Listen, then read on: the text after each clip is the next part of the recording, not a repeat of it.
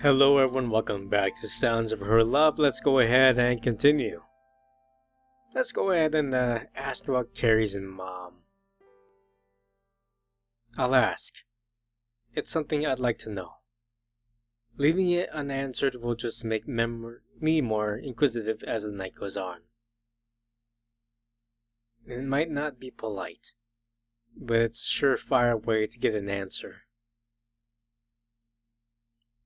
Carrie, where's your mother? Is she still at work?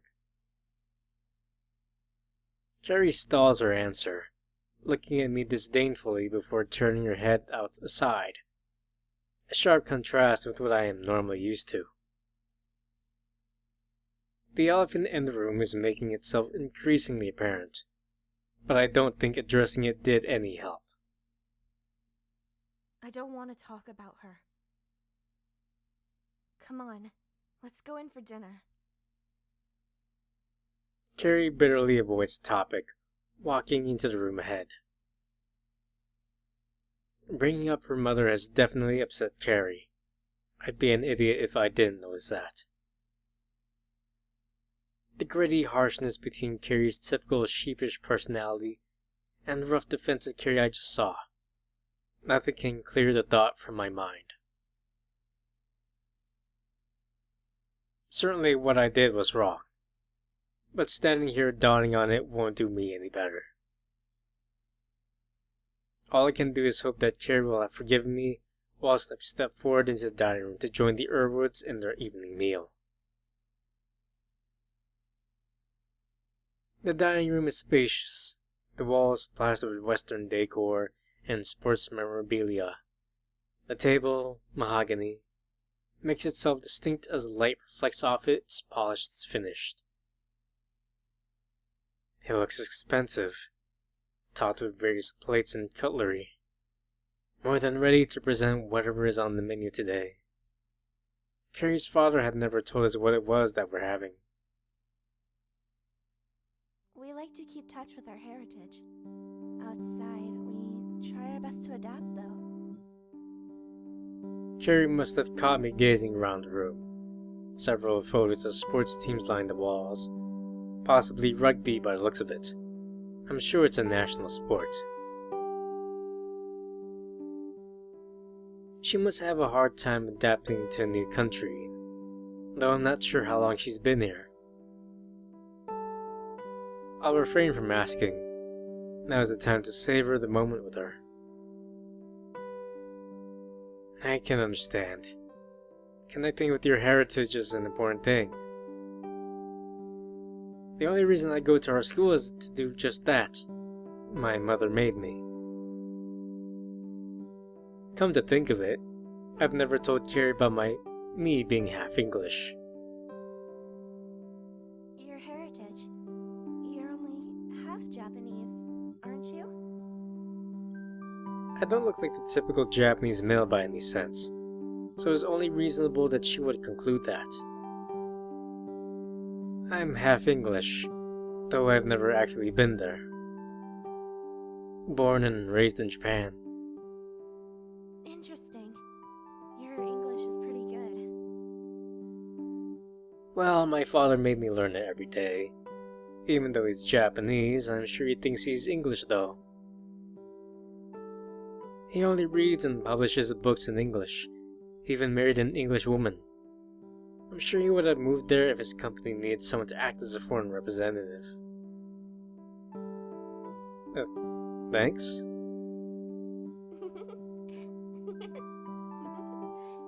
Carrie giggles at my awkward response, with the two of us sitting down at the table together. An act I'd never expected to be doing with her not even a week ago. Things have gone by so fast, it's unreal. You know, I enjoy spending time with you. I didn't have anyone to speak to like this before. This week has been fun. Thank you. Carrie unexpectedly gives me her gratitude, stifling me slightly as her words cause my face to go red. At least I'll assume it is. I can't really tell. Inside I am blushing though. A blush caused by Carrie when it's usually me who makes her blush. Still, her boldness isn't lost on me, in a social sense at least. Carrie is trying her hardest tonight to make me feel welcomed. She's probably savoring the moment herself. I'll take the initiative and thank her. My pleasure. I've enjoyed it. Carrie herself blushes, though I feel as if it's more of an appreciative one rather than one of embarrassment or shyness. One with more importance to it. Mr. Urwood, Carrie's father, walks back into the room carrying a plate in each hand, both of them topped with some meal. Beef, diced potatoes, and a selection of vegetables, all topped with gravy, even though neither of us act for any. After a long but undoubtedly enjoyable day out with Carrie, I have found myself craving a nice meal. Maybe it's just a smell, but certainly something I can appreciate. This entire day has led me to find myself closer to Carrie, with her closer to me. She wouldn't have thanked me for being her friend otherwise. Nobody else has done that, though I've never had many friends myself either. Moving schools would usually worsen my situation, though I found myself meeting Carrie from doing so. There are no complaints. The three of us begin our meals, quieting down to focus on our plates. The taste matches the smell. The rich beef complements the soft potatoes as the two amalgamate on my taste buds. So I bet you're wondering how a Welsh family came to Japan then. I wasn't, but avoiding this dining table talk wouldn't make me look good to Carrie's father. I hear that getting a work permit is pretty hard, so getting permanent residence must have been quite a feat. Oh, trust me, it was. Originally I was supposed to only be here for a few years as an engineer. Though I just found myself liking the place, so I decided to stay. It seems like he has a well-paying job. If he can afford to migrate here and send Carrie to our school. He seems like a pretty nice guy, to be quite honest. Hopefully he thinks the same as me. To an extent anyway. Being the guy his daughter just dragged home, I wouldn't want him to dislike me. More so since his daughter is Carrie, making a bad impression isn't an option. Just as I am about to finish my meal, the sound of ringing chimes through the walls from another room. A phone call.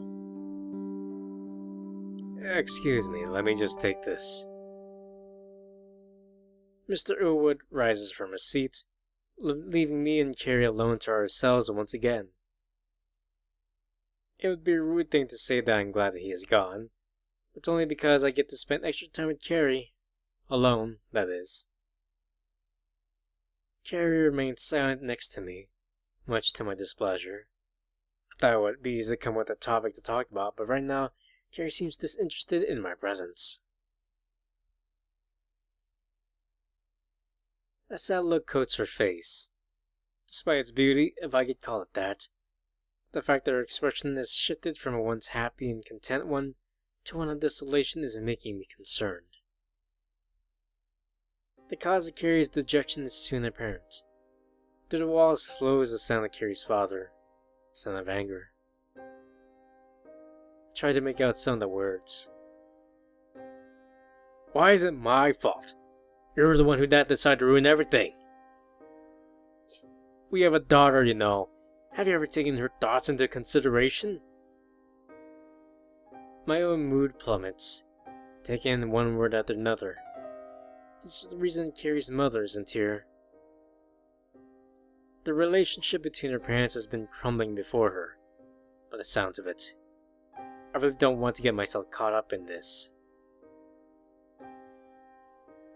I'm irresponsible, says the one who decided to get themselves shit-faced and pounded by their ex.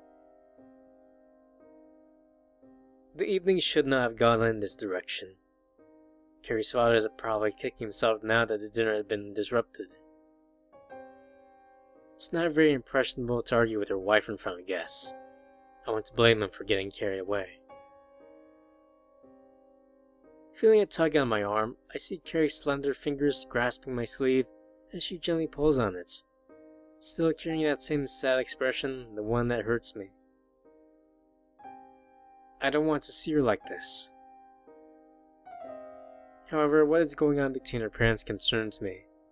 I don't want Carrie to experience the sadness behind that face of hers. Will listening for a bit really hurt? It's none of my business, but my heart is on fire.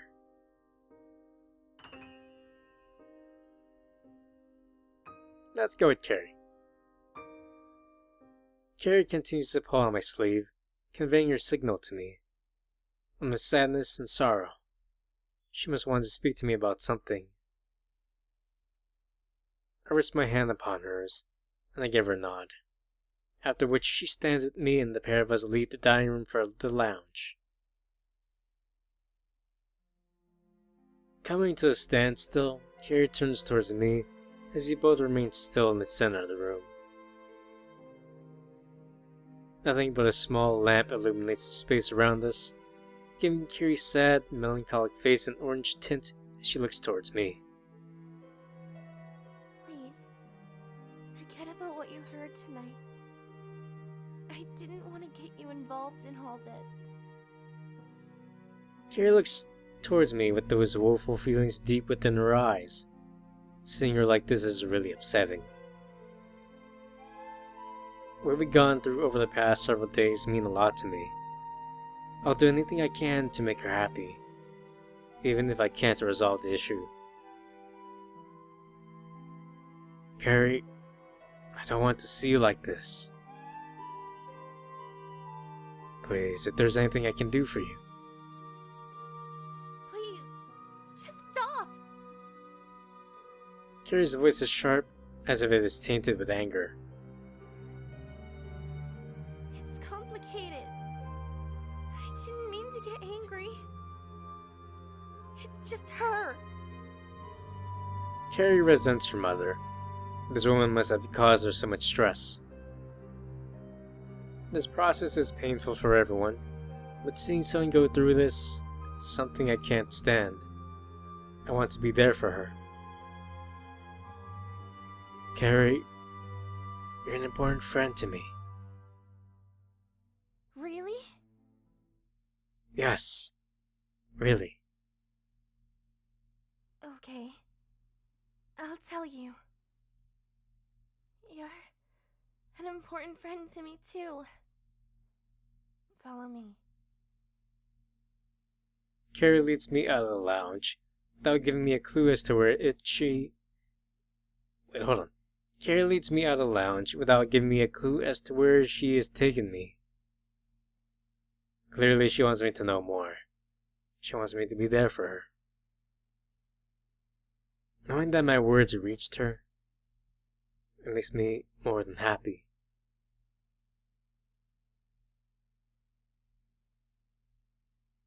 Carrie, a person I've grown to enjoy the company of, is leading me higher towards the upper floor of her house.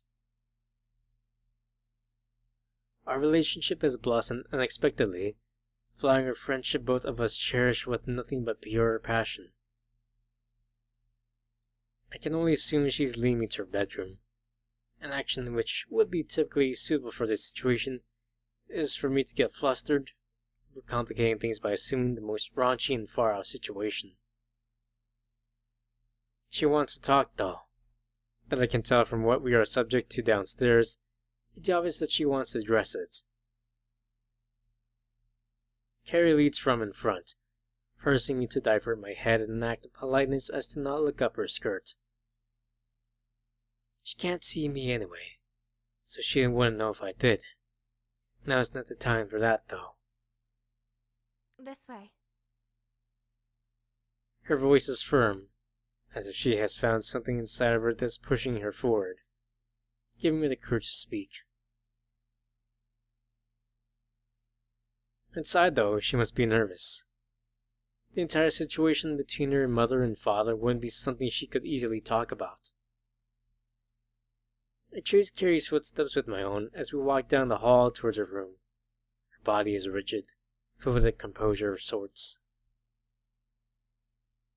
I can't imagine how long she must have waited for this moment. To be able to tell someone outside of her family circle what her life has been like. An unsettled relationship between her parents, her absence from school, and experiencing pure loneliness.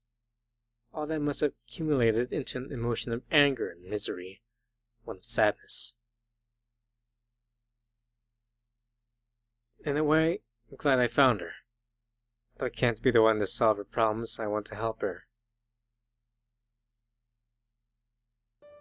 We walk into a room painted in beige. Carrie goes forward and starts to undo her braids, slowly letting her silky hair fall down straight. A way I've never seen it, something different. I prefer her with the braids, but maybe that's just because it's how I'm used to seeing her. She still looks beautiful either way.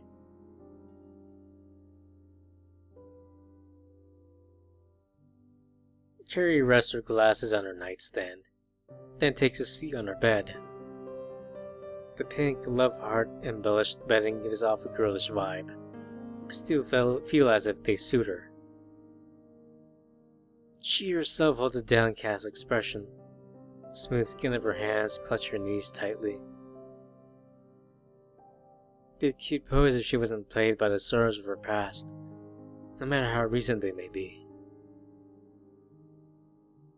Although saying that, the thin gap between her thighs is visible, leaving her underwear within view. I tried to avoid it earlier, but as Carrie starts talking, it'd be rude of me to look away from her. Thank you. For what? Seems out of place for me to ask. Carrie must have had a lot on her mind she must want to say, though I am confused by her gratitude. She thanked me a lot, too often maybe. This time there's surely more of an important meaning behind it. For offering to help. It really made me happy. Isn't that what a friend should do? Friends. That's right. You're important to me. Carrie goes on, letting her emotions flow out from within. When we first met, I was nervous. It wasn't even that long ago. Do you know why? Why I held myself back? No, but surely you can see that you've improved. You can talk to me fairly easily now. It's still there. On the inside. The lack of self-confidence. Even with strangers. People who don't even know me. Always get that impression. Carrie still acts as if she hasn't improved. I wouldn't know what she's feeling on the inside, so I can't be one to judge. Maybe it's just me she's gotten better with, which would be a reasonable assumption. I'm the only person that she converses with that isn't within her family. A group of people which is probably limited to just her father. It must have been painful. It never used to be like this.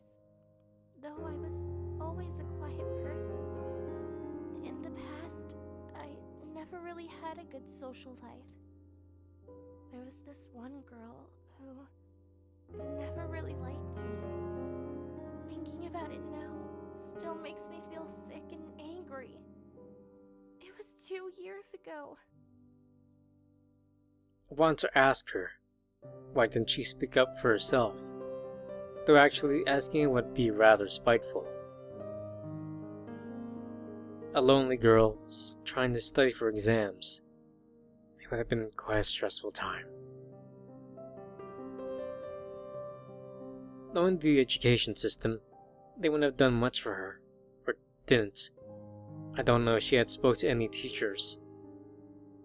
The year pulled out of school by my father. He knew something was wrong, so I spent the year at home. I told you I was ill, didn't I? So that was a lie? It was. Sorry. Accepting her apology would be wrong. She had a pretty good reason to do so.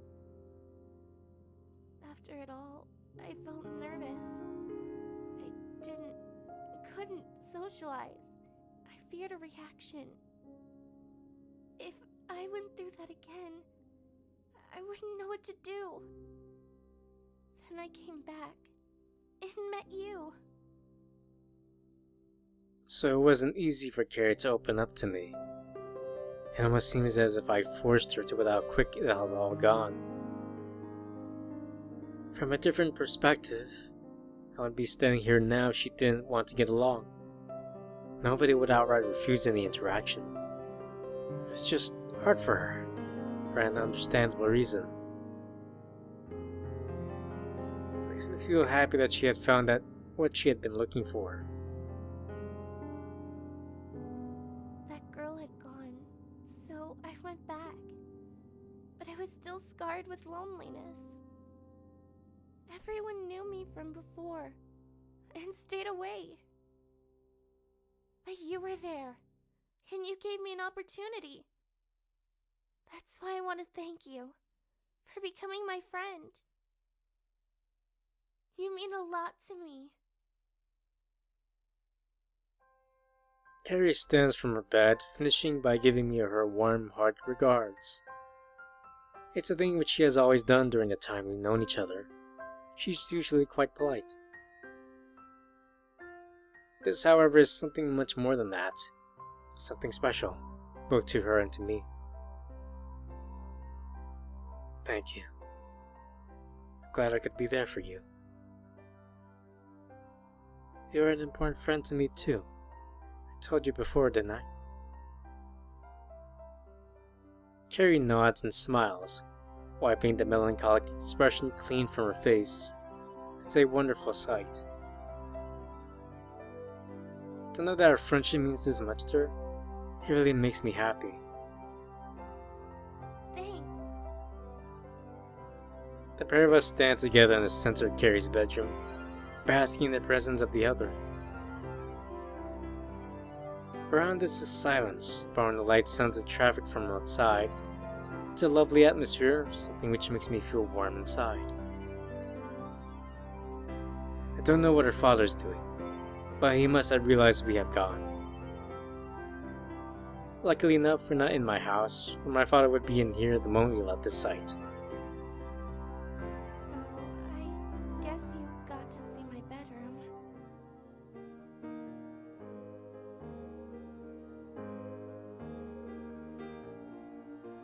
I want to Oops. see yours.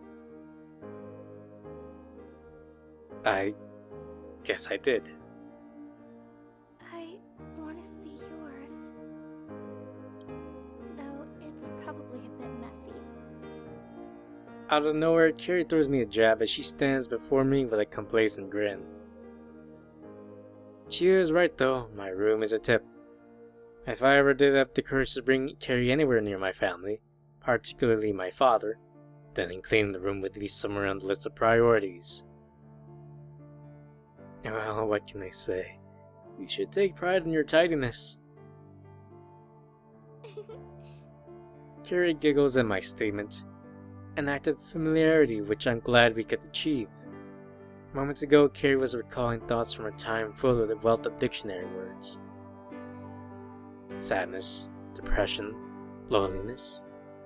Those sorts of words come to mind. Hopefully we can change the experiences of the past, so in the future she doesn't have to look back on painful memories. If you didn't have that bookshelf, I dread to see what your room would have looked like. I take pride in my books. Thank you. Oh, you're right. I like to look after them, but reading them comes first. There's quite a lot of books there though. Surely she hasn't read them all. Actually, I take that back. She probably has. The vacant smell as she stares towards the bookcase proves it. In all fairness, she's not the only one with a lot of books in her room. I can't even count the number in mine. All they do is gather dust as my room continues to be treated like a storeroom by my father, cluttering the house with all his publications. Was there ever a time where he actually wrote a book? Putting that as thought to the side of my mind, I glance at the alarm clock beside Carrie's bed. It feels as if it's getting late. It's only 2 o'clock? Oh, ignore the alarm. It's broken. It seems that we both have issues with faulty clocks lately. Nonetheless, it wasn't for that I doubt I would have met her in the first place.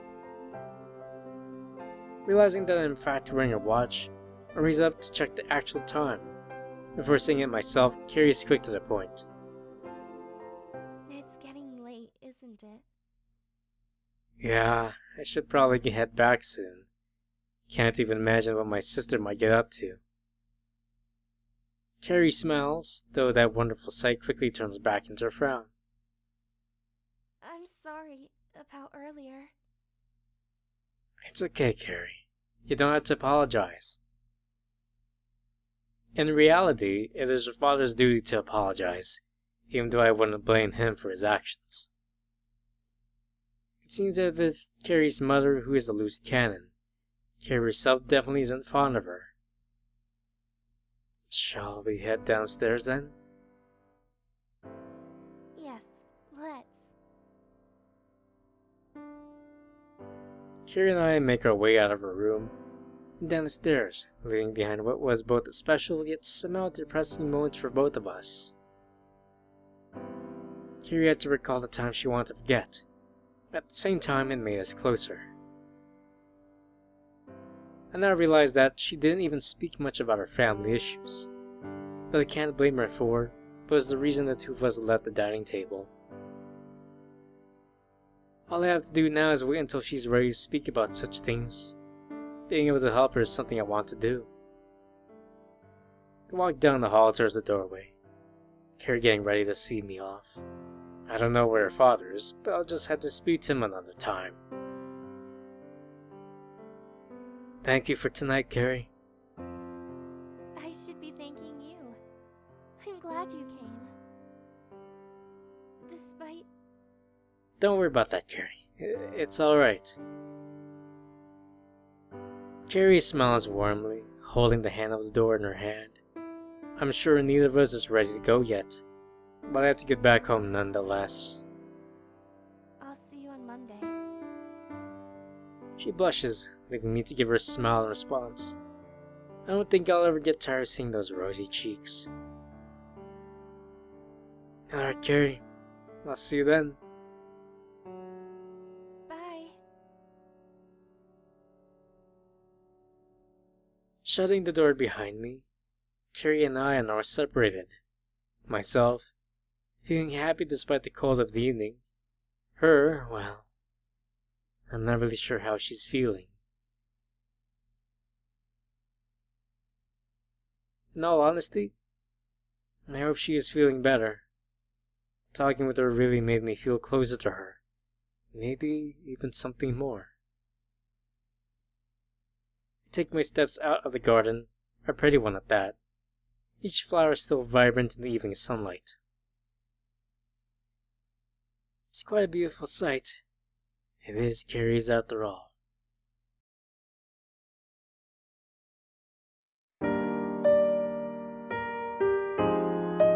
Carrie is fine. Would you be interested in reading? When we first met, I was nervous. It wasn't even